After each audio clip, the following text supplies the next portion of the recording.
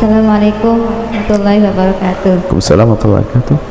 Allahumma sholli ala sayyidina Muhammad wa Sallallahu ala alaihi ali sayyidina wasallam. Muhammad. Ada titipan pertanyaan Bu ya.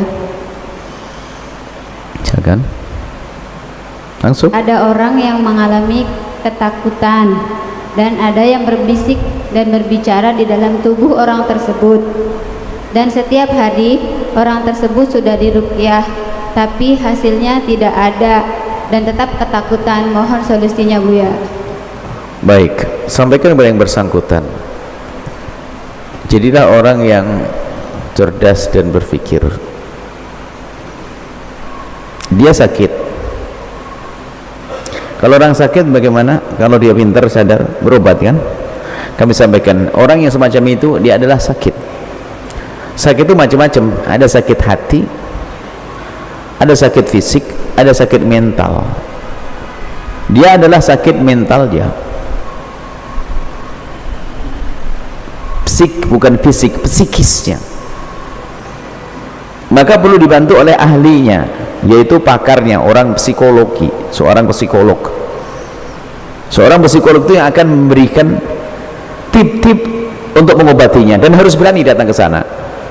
Cuman kadang kita ini, dia pun katanya dia itu adalah berpendidikan. Wong dia berpendidikan, dia seorang sarjana, dia disebut dia itu punya masalah mental tuh gak terima, suruh pergi ke psikolog, katanya memangnya saya gila. Haji, rupanya nggak jaminan dia itu adalah, karena orang sakit begitu tuh begitu. Kasihan dia. Datang ke psikolog, nanti akan dibimbing dia permasalahan apa menjadikan takut dan sebagainya. Anda datang pada kami pun bukan bagiannya, bukan bagian saya itu. Kalaupun saya menjawab itu biasanya saya tanya dulu kepada pakarnya, lalu saya akan sampaikan, karena ilmu psikologi. Nah, kita lagi belajar ilmu itu. Maka seorang ustadz pun harus ngerti ilmu itu bagaimana. Jadi itu seperti mentalnya luka. Luka itu kalau terus diburu tambah borok nih, maka bagaimana caranya? Ya ada caranya. Apakah bagaimana melupa dengan masalah itu yang menjadikan takut itu harus dijauhi agar dia tidak fokus pada permasalahan tersebut.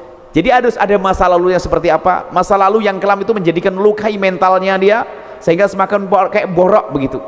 Jadi kami himbau, kalau sudah dengan urusan psikolog itu jangan langsung kayak orang gila. Saya memang saya gila. Nah ini ada loh ya, saya dengar dari orang yang dia itu adalah seorang berpendidikan. Ajib, seorang berpendidikan hanya dibilang suruh beri ke psikolog. Saya datang ke psikolog, memang saya gila. Saya kalau ada psikolog datang, saya tanya, diskusi, ngobrol dan sebagainya. Karena saya kadang-kadang sering marah-marah sama santri saya. Jangan-jangan saya itu kena mental memang. Loh, tidak ada salahnya saya barangkali dikasih tip-tip untuk agar saya lebih lembut dan sebagainya. Loh, kenapa sih? Kalau saya nggak korengan tapi ngerasa nggak enak, terus saya pergi ke dokter penyakit kulit, apakah pasti divonis saya korengan? Kan nggak juga. Mahai pada orang-orang yang katanya berpendidikan, itu ada ilmunya bagiannya. Sekarang lebih senang langsung dihubungkan dengan kena sihir segala macam. Kena mental, bukan kena sihir. Dikit-dikit sihir, yang dituduh pamannya lagi. Diganggu sama pamannya, diganggu sama, lo kok tambah jelek hatinya? Sudah sakit mental, sakit hati, hati kotor. Saya serukan kepada semua yang punya masalah psikologi ini, Anda perlu disayang. Anda sadar dong, katanya berpendidikan Anda ini, dibawa ke psikolog aja dibilang kayak orang gila. Baru nanti tahapannya, kalau memang psikolog tidak bisa nangani, nanti ada psikiater dengan dikasih obat segala macam. Ini bab ada tahapan-tahapan. Jadi seperti itu ya. Jadi dia adalah punya masalah psikologi. Di ruqyah itu sederhana, doa, baca Fatihah bismillah. Kalau urusannya jin sama sihir lebih gampang, yang repot adalah mental. Dan sakit mental itu nanti ujung-ujungnya sakit fisik juga, karena gara-gara mental begitu dia apa?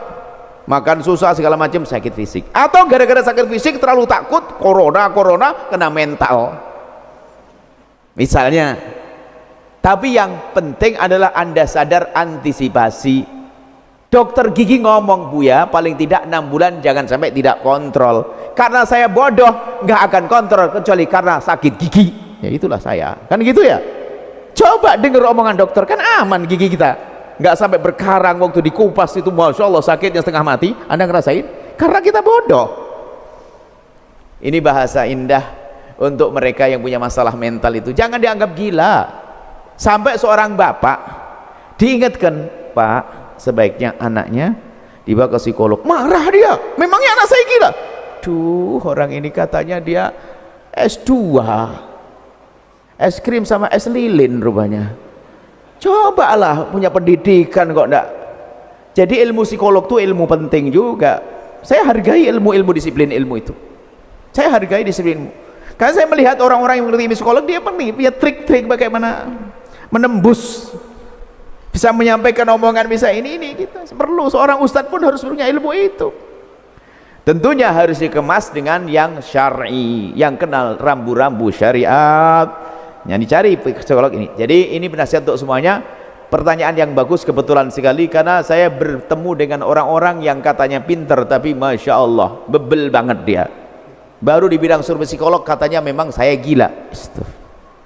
Anak saya tidak gila kok Buya. Siapa bilang anakmu gila? Kamu yang gila sebetulnya. Mau diobati kok bilang gila. Ini aneh banget. Muhammad, saya sedikit kesal sedikit. Kenapa? Kasihan orang yang sakit mental tidak diobati sehingga semakin parah. Zalim dia. Anda semoga sakit sehat semuanya. Ada orang punya anak sakit paru-paru, dibiarkan, kan mati nanti. Padahal mental juga tidak kalah serem dengan penyakit paru-paru. Paham ya semuanya? Jadi ke ibu-ibu yang solehah, kalau tiba-tiba gampang marah suami-suami, jangan-jangan Anda kena mental. Jangan nyalain head tok, memang saya mau head Buya. Anda kena mental, jangan-jangan. Wong suami seharusnya disayang kok dimarahi. Sama Anda suami kok dikit-dikit sama karyawan bisa senyum, nebar senyum, kalau sama istri keluar taring, Anda kena mental. Paham enggak? Mohon maaf ini, karena ini perlu kita sadar. Ini ilmu, ada ilmunya. Saya hargai kepada pakar-pakar psikolog itu adalah hari ini dapat, kalau kita lihat Anda baca berapa banyak orang kena masalah psikologis. Dan orang kalau punya permasalahan psikologi itu kalau dibiarkan ujung-ujungnya dia adalah bukan dia pengen mati, cuman dia tuh nggak pengen hidup loh, bingung dia. Makanya sudahlah, akhirnya sampai derajat dia bunuh diri dan sebagainya. Masya Allah, naudzubillah. Ya, itu saja. Saya tidak bisa memberikan jawaban, datang kepada pakarnya. Lah, kebetulan ini kami juga lagi mengumpulkan ahli-ahli psikolog. Yuk kita membuat satu center apa itulah. Ada yang gratis, ada yang ini, karena banyak orang yang pengen berobat. Karena juga mahal kepada mereka. Karena ilmu ini ilmu langka juga. Ilmu hebat, ilmu istimewa. Kita juga lagi belajar baca-baca yang demikian itu, karena memang harus kita tahu. Baik, semoga Allah menjaga kesehatan kita lahir, batin dan mental semuanya. Ini ya, nasihatnya semacam itu. Nah, ada pun nanti doa-doa ya terus dong. Ruqyah itu doa-doa. Ruqyah itu paling enak ruqyah sendiri deh, banyak zikir, ngandalin ruqyah sama ustadz-ustadznya jauh, dicari nggak ketemu lagi. Ya nggak beres-beres. Ruqyah itu Anda bisa meruqyah diri Anda sendiri dengan memperbanyak membaca zikir-zikir yang rutin. Membaca Fatihah, asli ruqyah itu Fatihah, nggak usah pakai tambahan. Ibu, ada 2.500 jin. Wah, ini sudah macam-macam ini. Ada 3.472, hitung. Sudahlah, nggak usah pakai gitu-gituan aja deh. Kalau mau pakai hitung-hitungan jinnya itu, memang pakai kalkulator ngitungnya.